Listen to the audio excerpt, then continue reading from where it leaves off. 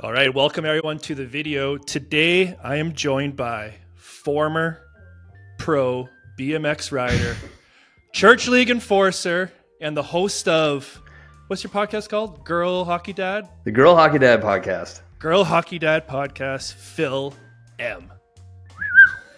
What up, boy? How's it going, buddy? Good, man. How are you? I'm doing well. It looks like the Leafs made the playoffs again. And yeah, they did.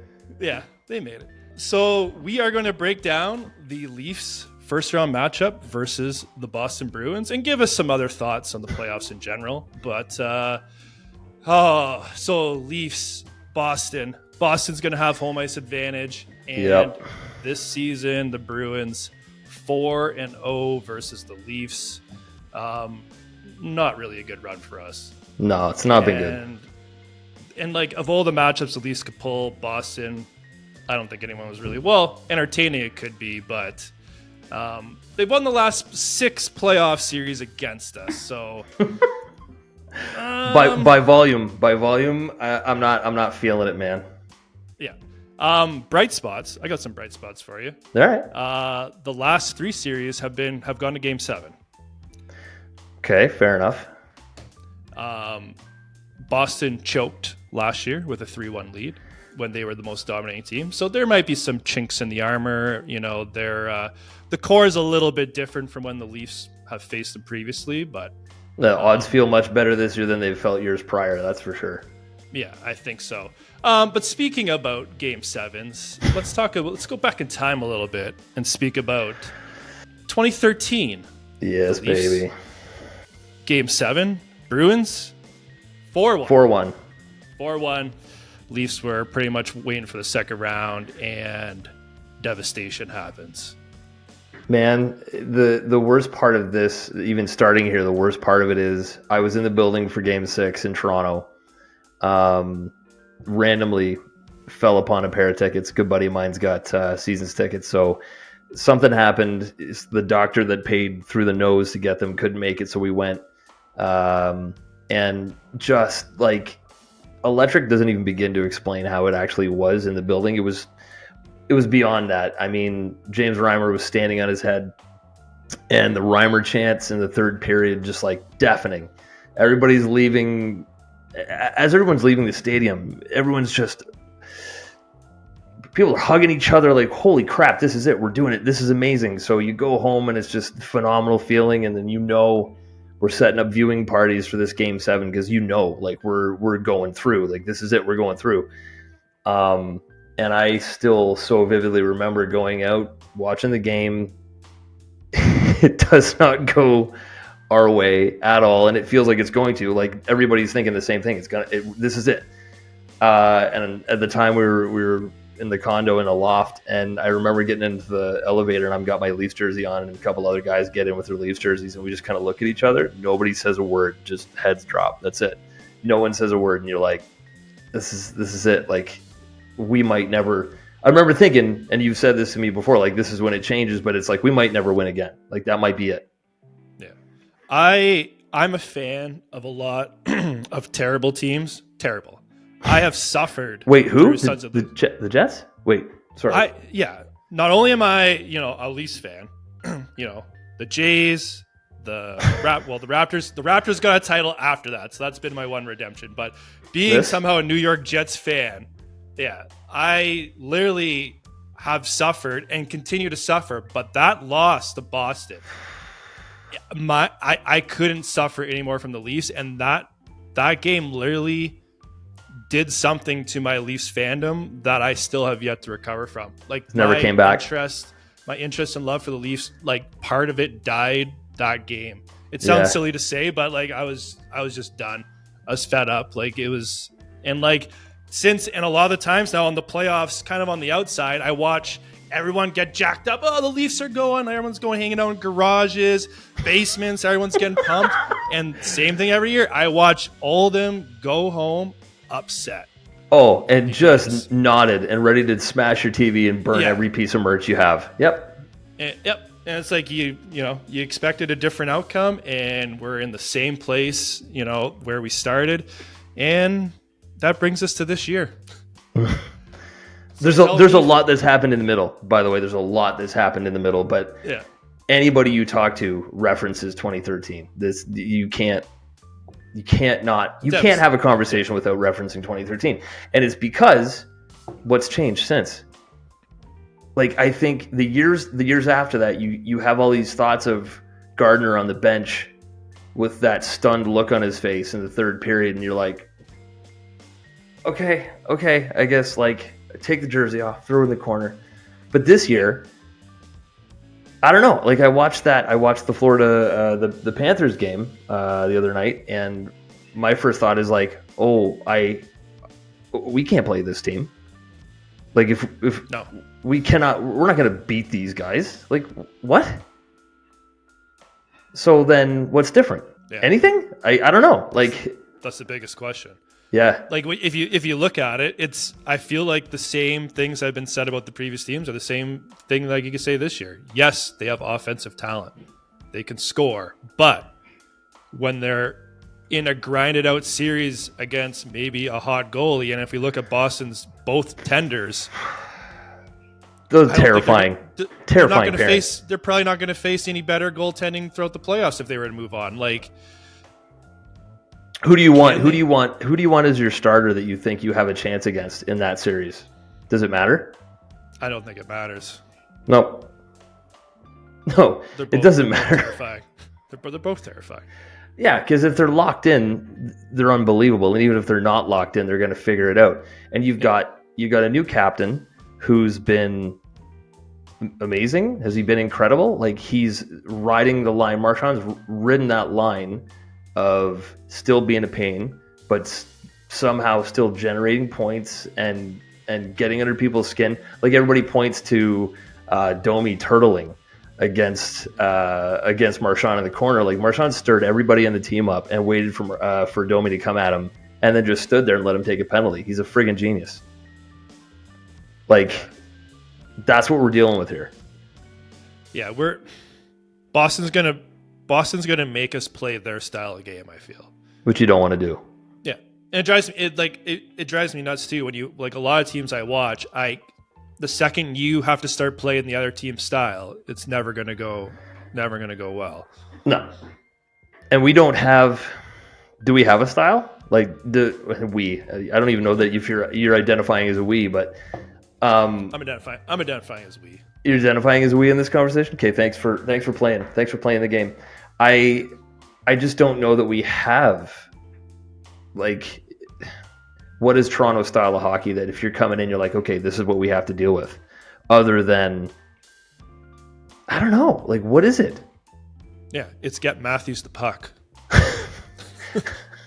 Yeah. Oh, to be fair, no, that's true. It's true, but, like, for how many years have we watched the Capitals, and how many times have we watched Ovi set up in his office, and you're literally just like, just don't leave him alone. Why are we leaving him alone? Why is he standing over there? Why is he by himself?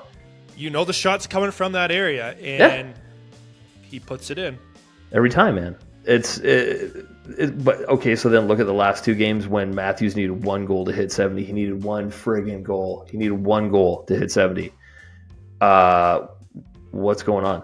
Like, was it last night he gets set up for the 1T on the power play? They set him up for the 1T, and he's hit this goal. I don't know how many times he's hit that exact shot, and it's just not there. I'm thinking, oh, there's no way he's not hitting it. He's not hitting. He's gripping the stick too hard. He's too much in his own head. It's not going to happen. And even that was like, man, if he's not firing on all cylinders, but if you get Matthews, Nylander, Marner, Liljegren, even these days, where I'm like, he's sneaky, he can make things happen.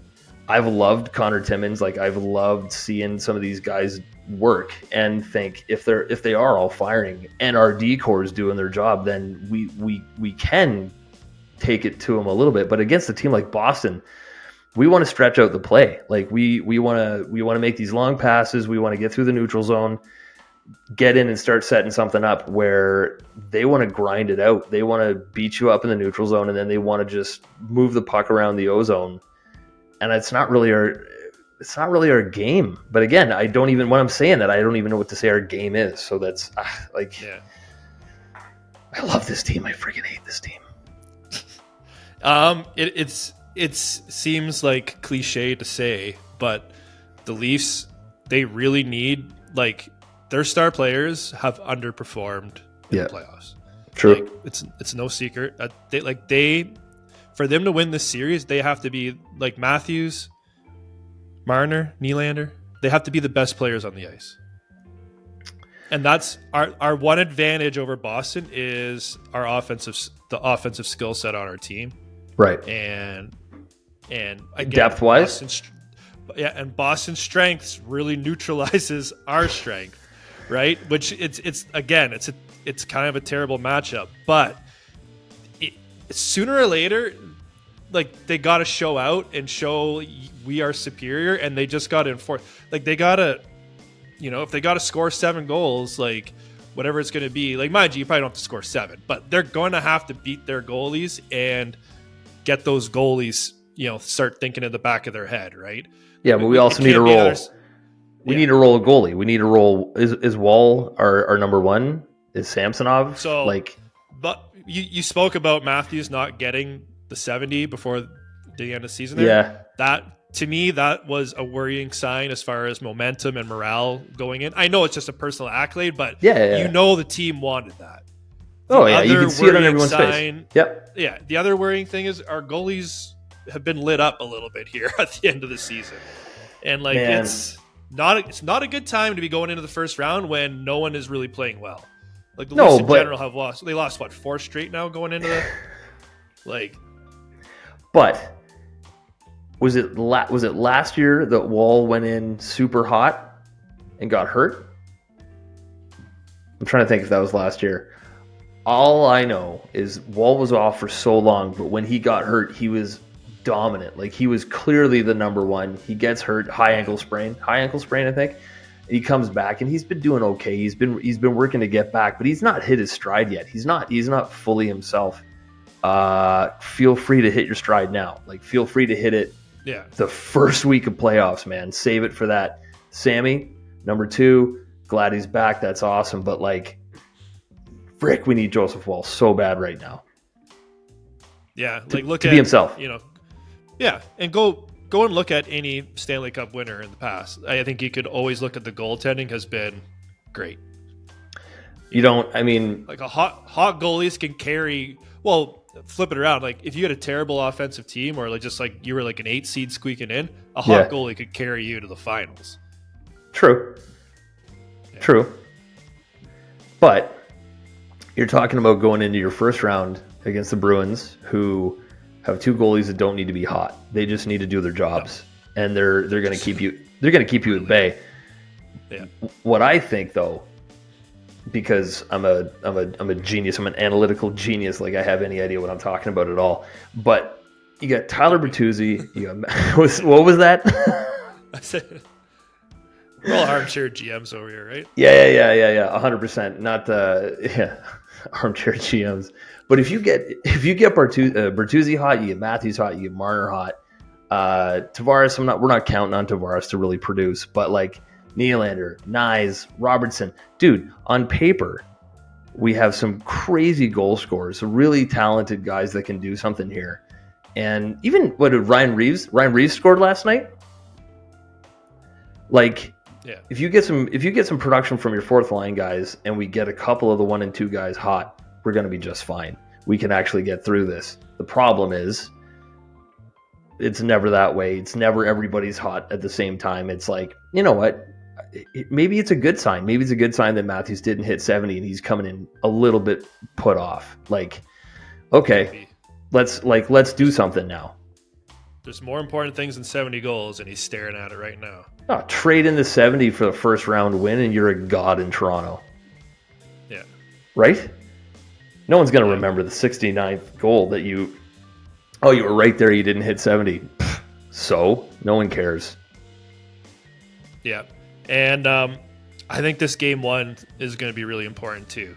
Like, yes, Boston was up 3-1 last year, and then they lost, they came back. But for the Leafs, if you could steal game 1 in Boston, I guess game 2 as well. But if you could take game 1, if you could put in a few on whatever goalie gets to start for them and get it in the back of their head like shit, like Matthews is coming at me. Like, it could start that snowball, start kind of maybe rolling in your direction a little bit. But like, if Boston wins, like for example, 3-1 game one, and like all the big guns get shut out, it just feels like it's going to be a long series.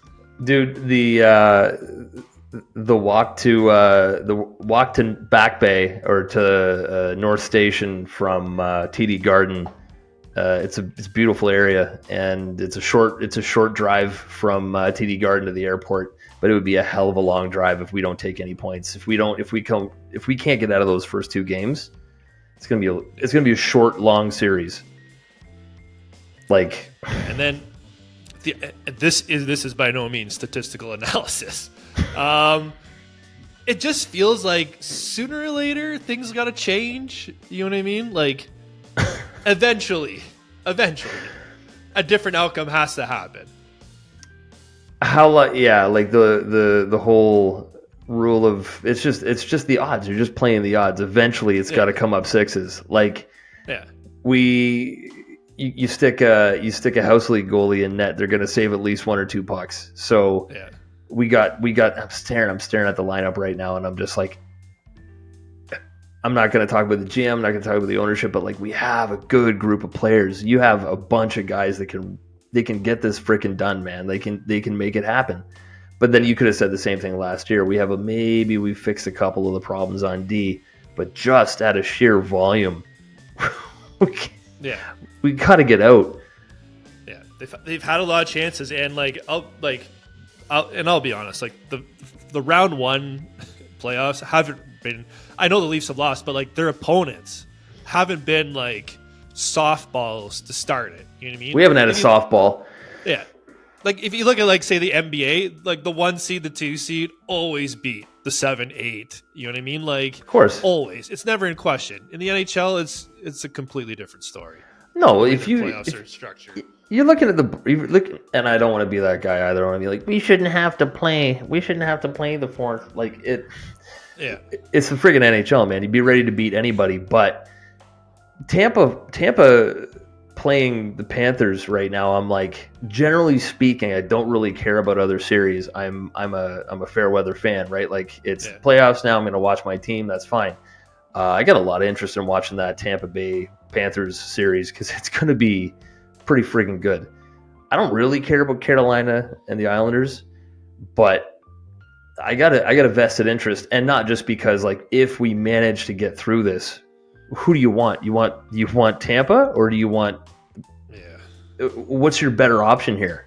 Like, you run up against a hot Vasilevsky, or do you run up against a team that literally they chewed us apart in the ozone the other night? And I'm like, I don't want to play these guys in a best of 7. Are you kidding me? Yeah, I want to avoid Bob in the playoffs, to be honest. 100%. Because what we don't have is we don't have guys that are like, okay, here we go, playoffs, now we're going to really turn it on. We don't really have that. We have like hopefully this is good. Like, that's how we keep going. Yeah, you get a hot Bobrovsky and we're okay, like, good luck. Luckily, we don't have that giant beard staring us. Like, that's fine. There's been some changes, and I'm happy about it. Doesn't mean I want that matchup anymore. Yeah. Who do you think steps up for the Leafs? If you had to guess, who's the one player who has his best series? Who you think's going to try to put the team on their back and make a difference? Who do you got? So the simplistic dummy thing to say is Nylander. I think he's had some moments this year where I'm like, this guy's got skill oozing out of every part of his body, and he can, if he decides to, he can do whatever he wants. He showed us last night too, if he decides to, he can do absolutely nothing. So that's another choice he has. I really like me some Nick Robertson, and I really like some Matthew Nyes. Like, I think these are guys that when it comes down to it, they can put some time in and they can really make something happen. But I like Nylander doing something big. Tell me you don't like Noah Gregor right now. Like, he's been a great addition. I didn't know anything about him, but like, he's been fantastic. again, when you look at the list, you're like, one of these guys, just one of these guys, even a couple of these guys could really make something happen. I think if I had to hang my hat on it, I'd say it's going to be Nylander. I think he's going to put something together. You think Nylander? Yeah. My answer is kind of boring, but perfect. Skip. It all starts and stops with Matthews. If he gets rolling, right? Yeah. And starts and he's dominating. Yeah. I feel like the rest of the team's just going to feed off that energy. If he's getting shut out and frustrated, yes, an unheralded guy could step up and maybe try to will a team, but it could be demoralizing to see your big gun kind of just, You get that sense? You get the sense that he's the guy? He's the mustard guy? I don't know if he's the mustard guy, but I think he could have the biggest impact on the rest of the team. Don't get me wrong, man. If Mara goes on a heater, or if Bertuzzi goes on a heater in the first two games, they're going to rally around him. But it is a boring answer because everybody just wants to point to Matthews and be like, generational player, generational talent. He's going to do it. He's going to put it together. Just give the ball to Mike. Let him run. But there's truth to it though, right? Like look at the picture behind me. Everybody remembers the setup, and there's a reason why you do it, right? Yeah, I know in hockey it's not as pronounced as the other leagues, but like the reason why you have stars is for these moments, for stars to come through for you. Like big paycheck. If Matthews he's arguably one of the best players in the league. If he wants to walk that walk, show us, he gotta have that big signature game. You know what I mean? I feel like that would go a long way to rallying the troops, watching your guy go out there and do his thing. And we haven't seen it yet, right? You remember the meltdown. Remember when the media room was chewing apart every single player on the team, and I remember talking crap about Phil Kessel and how mad he was and the way he was cutting up the press in the room. And I made a comment to a guy who turned out to be his roommate at recently within the span of time that was going on. And he says to me, if you think he's losing any sleep, you're absolutely wrong. His head he's gone. He's not in it. And I don't believe that that's the case for any of these guys. I think they want it pretty bad, man. Seeing Sheldon Keefe lean in and talking to his boy about looks, man, it's all good. Let it go. It's not a big deal. Move on. We got bigger fish to fry. It's true. And I think he's probably looking at it the same way. Yeah, the paycheck's fat. Everything's good. He's happy. He's eating. But there's something to prove here. I get the feeling, and it's such a typical sucker Leafs fan that I'm like, look at the numbers, look at the guys that we got. This is our year. This is hook the wagon up, let's go. Yeah. But it has the possibility to be a wagon. If they go home and lick their wounds for a couple hours and then head to the rink Saturday and things pop off, we got a good chance. And if Matthews comes in with something to prove, it kind of feels like if he hits 70, what does he have to prove? I did. Look what I've done. Yeah, he hit his accomplishment for the season. So if they flamed out in the playoffs, I know he wants to win. We're not saying he doesn't want to. No. But it's I see your point. It's well, I achieved something pretty great this year. Yeah, look at me. Yeah. And not you nailed it. It's not that it's not deserved. It's not like he doesn't give the guy his flowers. He freaking killed it.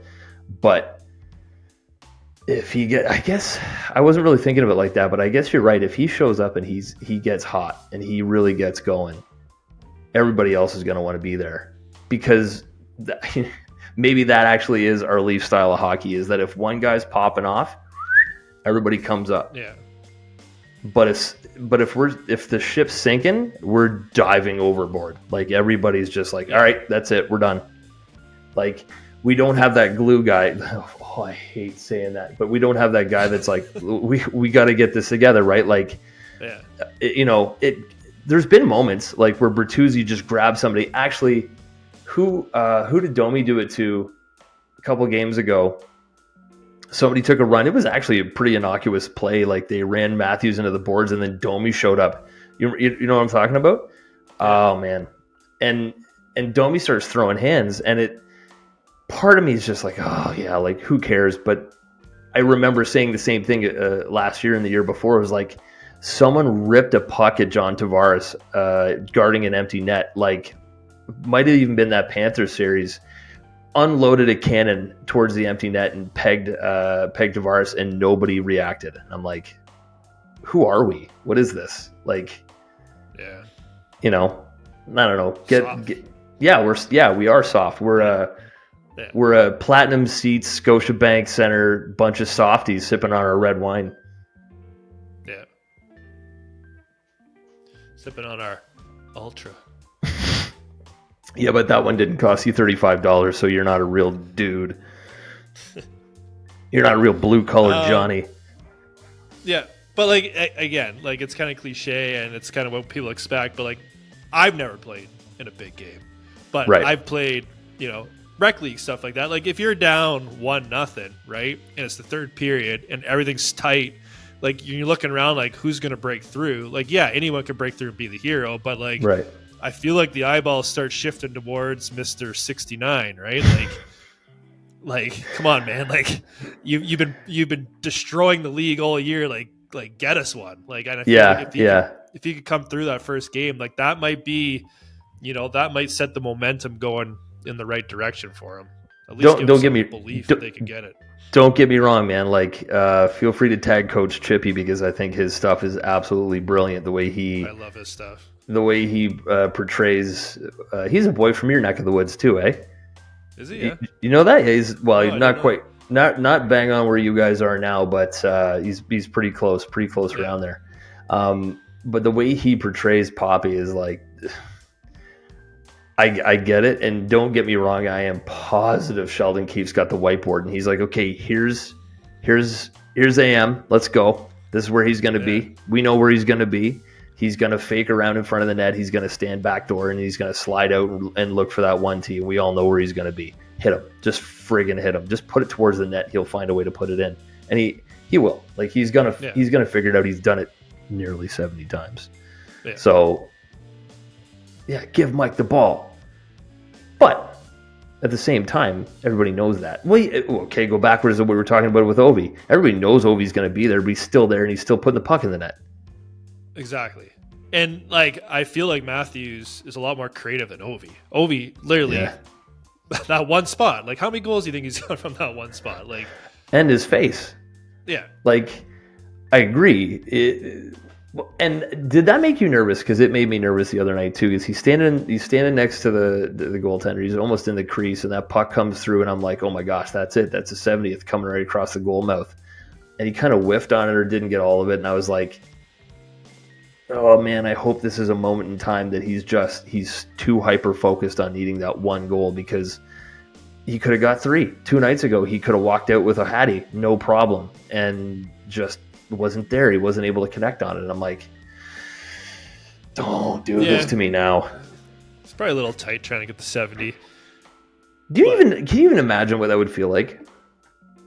Like, I get nervous trying to get the right temperature on a roast. Like, honestly, man, I stress about the grass. I stress about how my garden beds look, and I'm not millions of dollars on the line, and thousands of fans screaming my name, and then some dork on Bloor Street's gonna watch me walking out for dinner and be like, "Way to choke on 70, clown." I don't know that. I don't know what that pressure feels like. We have no clue. You want the most pressure I've ever felt? Was it on your body? Where was it? No, in sports. Oh, I was gonna say, show me on the doll. Show me on the doll where it touched you. Yeah. When I've been playing in the last few years, I was playing. I got stuck in playing Division I men's league in slow pitch. Yes, guy. I'm not a Division I player. You know what the type of player I am. The kind of guy that plays with me. Yeah, like playing with all those guys who are like clearly 2 or 3 levels above me, and like being the guy who comes up in a tight game against a team we've never beaten before, and it's like down by 2 with like the bases juiced, and there's 2 out and I'm up, and the pitcher like literally high arcing 12-footers curl and hit the back corner first 2 pitches, so now I'm 0-2, and like all the guys are just staring at you, just being like, come on, like you got to get the hit here, like that's And you crumbled? Did you crumble? No, actually, I think I got a hit. Did you get? Did you get the hit? I was Don't. I was pretty good. You were pretty good? With that. Yeah. They did not like my defense, but the bat though. The bat was good. Dude, I was the okayest center fielder ever, so I don't want to talk about high stress moments. But I actually, so not that this is even in the same stratosphere of pressure, but to just show how easily you can choke. I luckily get to play pickup with a group of guys who are former NHL players or OHL or whatever, and I assume that they just want me to come to bring more pucks because it's not for my skill. But we're playing one afternoon, and there's a guy that I was playing with who's been out of the league for, at this point, probably 6 years. And he goes, "What are we down by, like 4?" And I'm like, "Yeah, we're down by 4." He goes, "Okay." Steps up to the blue line like next rush, just walks in, steps to the blue line, moves his stick, twine moves, nobody sees the puck, and goalie's my neighbor, and he's just like, "Knock it off!" Like he's done with it. He doesn't want to see this, and it's just bang, bang, bang, bang, bang. 4 goals, we're tied, and he's just like, "There you go," and then walks away. And you look at yourself and you go, that guy hasn't played in years, and he is phenomenal. And when you get talking about some of the guys' skill that are out there, he's like, you have no idea. You have no idea how fast and how skilled and how incredible these guys are, and how many friggin' teams are there filled with these guys. Like it's not like Austin Matthews. He is phenomenal, and there's guys on this team like I love my Leafs. I love these guys, but the Bedards and freaking the Marchands and it goes on and on and on and on and on and on. The guys that we're gonna see, they're all phenomenal hockey players. So I hate this so much because I know what's going to happen. And I want them to get through. I want to shut everybody up, but it's almost like the universe feels like it will actually come off its moorings. If we make it out of the first round, the entire world will just stop. Actually, we'll probably have a new pandemic the day before we make it out of the round. Like something will happen and just correct humanity, and it'll never happen. That's how it feels. Like that's how ingrained in this hockey culture it is. We just can't get out. I don't know. Leafs Nation needs a little positive manifestation. We need those positive atoms. Words of affirmation. Yep. Manifest. All right. I got to cover the Vegas angle. Do it. And right now, for the series, I know you don't gamble, but if you had $100. If I had $100. Yeah, where is it? Who will win this to win the series? Right now, Boston's actually, I would say, a slight favor. For all of you who use American odds, I use decimal odds because it's just easier for me. Leafs, you're getting 2.05 times your bet, and Boston is 1.8. So they're at 1.8. It's actually pretty good money to bet Boston at 1.8. I can't do it. I can't bet against teams I cheer for, but there's a part of me that says, hey, if you really want to make easy money, that Boston at 1.8 looks pretty good. But again, I'm a sucker, and I'll probably bet the Leafs. What are they? You know what? Who's got the longest odds on this? Well, that's just Leafs for Boston. So that's just Leafs Boston. Okay. Yeah, you want to know who has the longest odds to win it all? Yeah. This might surprise you. Who would you say are the top 2 favorite teams to win the cup right now? Oh. I'll give you a hint. They're not 1 seeds, which is surprising. Normally Vegas is kind of plain when it comes to like those futures bets. It's always kind of like who had whoever was the 1 seed, they should be most likely, but that's not. If I'm honest, in the West, I could see a Vegas.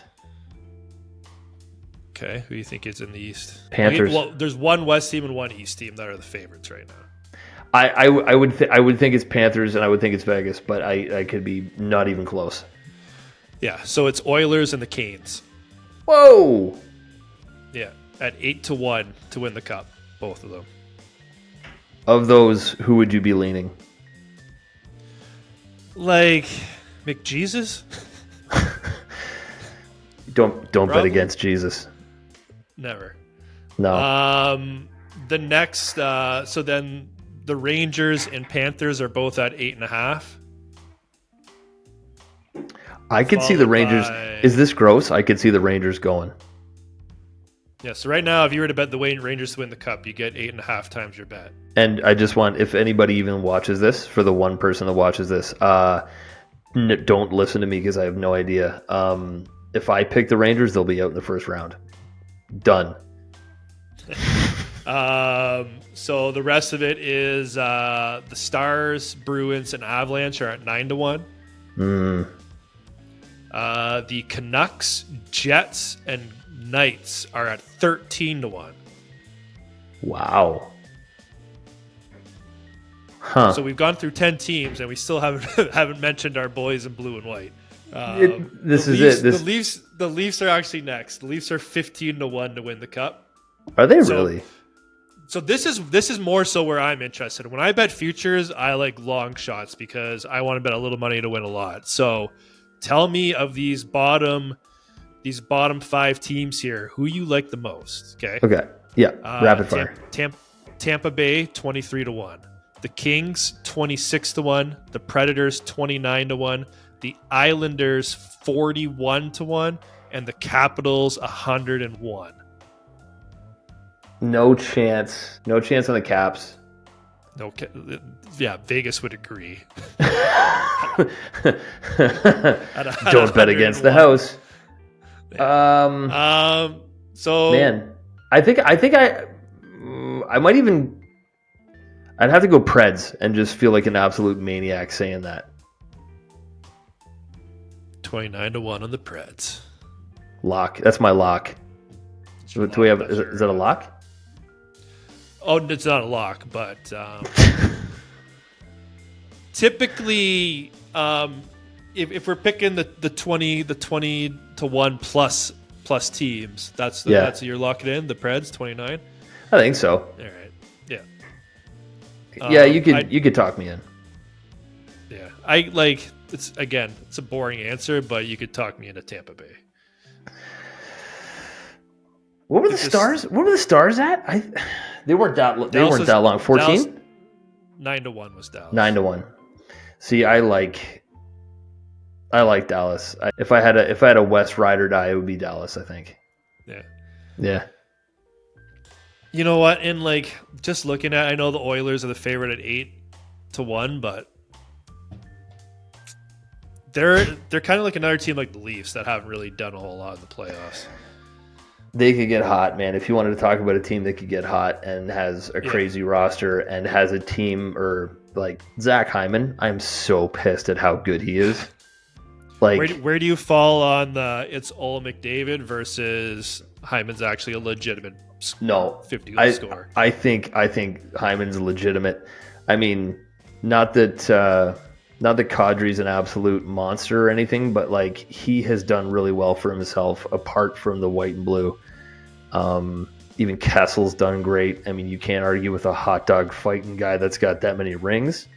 But Hyman's he's legit, man. Like, can you imagine getting him back in the roster? It would be phenomenal. Yeah. Nah. I don't know. If you go back in time, would you keep Kadri and not bring in Tavares? I've heard this discussion before. You've heard this? Yeah. No, no way. Who made the argument? I can't remember who made the argument for it, but the argument was that they would take Kadri back instead of the Tavares years. Nah, man. I think not that they need it, but I think Tavares was a boost for Leafs Nation. Like, I think he brought in a whole new group of diehards. I remember being crazy excited in free agency that we actually landed a legitimate all-star player. And like the whole passport thing, birth certificate's stupid, but like also like a local boy. Like, oh yeah. Like it fired a lot of people up that we were bringing John. He was a good get. Yeah. He was a good get. It's just he's just a little long in the tooth now, I think. He's a glue guy, I think. with no insight and no idea, I think he's a glue guy. Yeah. So that's my lock. Yeah. Last question. Did we say this? Will the Leafs beat Boston? We didn't say this. I don't think we. I think we mealy mouthed it back and forth. Give me what you're actually thinking and the series score as well. Who's winning and in how many games? I'll tell you what I'm taking. Yeah, Leafs in 7. Leafs in 7.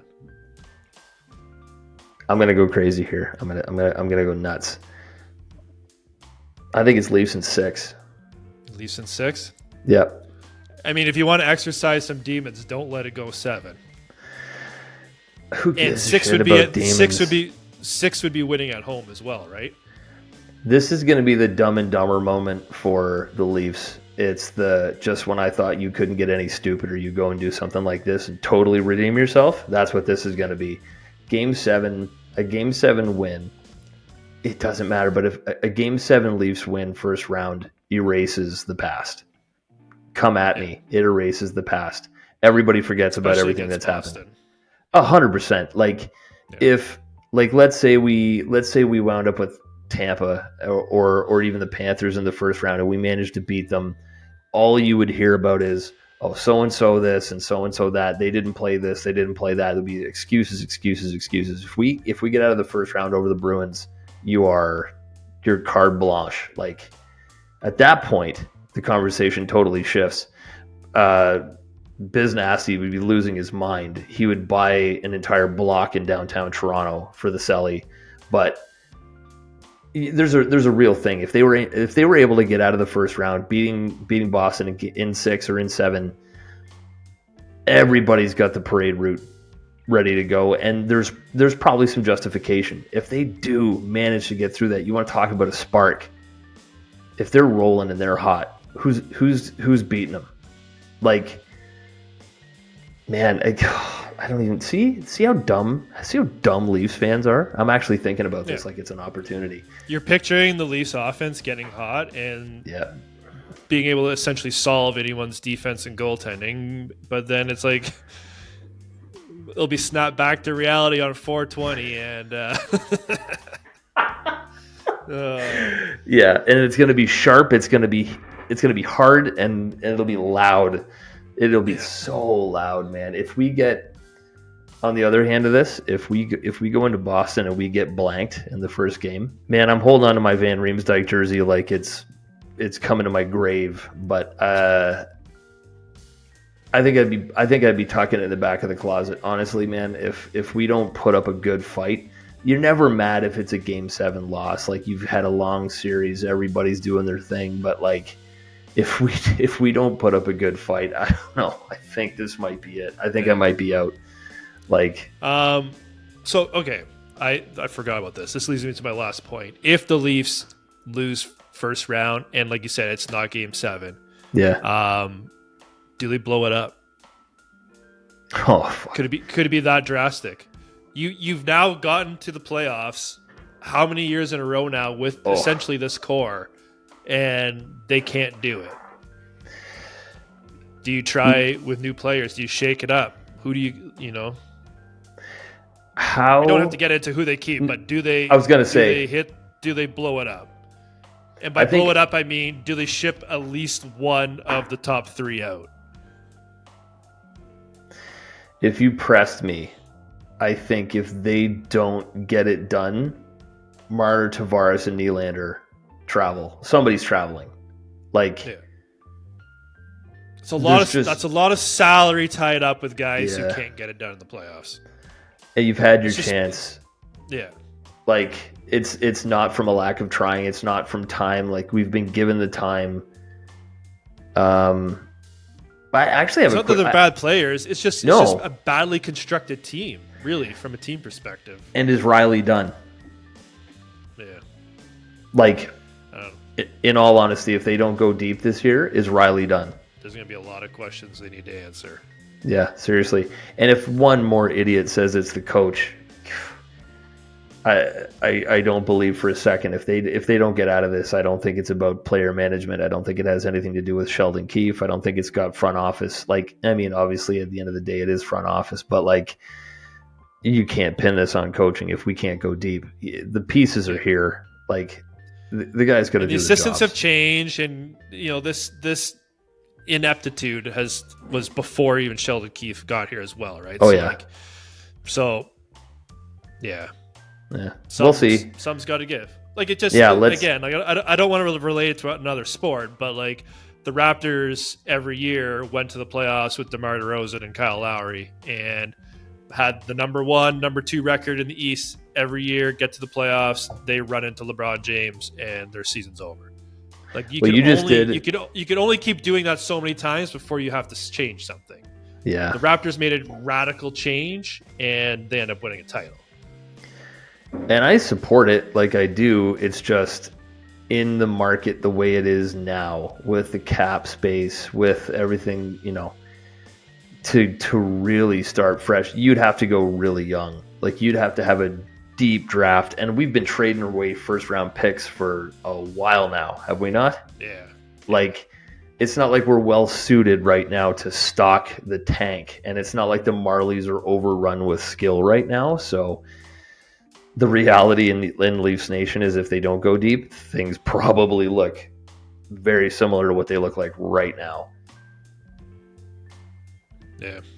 That's a really Donnie Downer. That's a Debbie Downer thing to say. But on the positive, I still love this friggin' team, man. I can't help but get sucked into how good they are and how fun they are to watch when they're good. So I have my fingers crossed, I have my toes crossed. I'm just jacked for playoffs to start because it's my Super Bowl. I'm not a football guy like you are, but I will watch the Super Bowl. I did this year. It's fantastic, but that's what it is. You're watching this and it's just, freaking playoff hockey's the best. It's so good. Hopefully we get more than 4 games. Dude, your negativity has no place here. No, I'm gonna positively manifest shit as much as I can. You're a shitster, you're a disturber, and you know it. Yeah, no, go Leafs.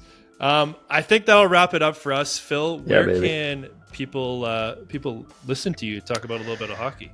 Man, yeah, I am much more in I'm in the women's hockey bubble a lot more on my side, and I'm going to drag you into it. We're going to do this again. We're going to talk about the PWHL at some point, but you guys can check me out at the Girl Hockey Dad podcast on Spotify. We're on Amazon Music, Amazon Podcast, on iHeartRadio. Pretty much any streaming platform. We are on YouTube.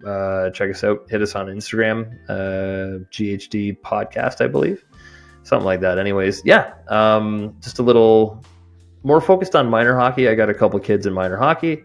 But talking about you just did a piece on Caitlin Clark, so you'll be able to resonate with this. But the women's market is blowing up. Obviously, I'm closer to it than others, but I love it. It's great talking about hockey, no matter what it is. It's all good, man.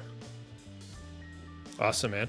I will link that in the description for people who are interested, and let us know in the comments.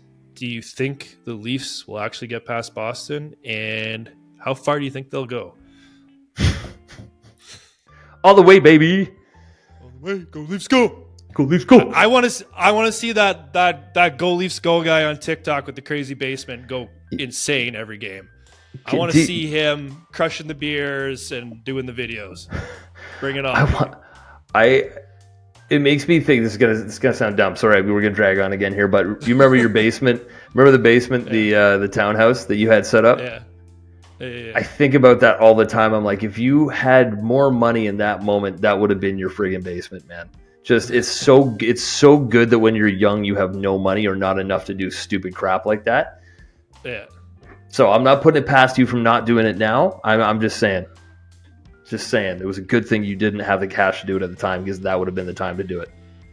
Kels isn't going to let it happen now. Let's be realistic. We got future plans. You ain't got plans. Thanks, man. All right.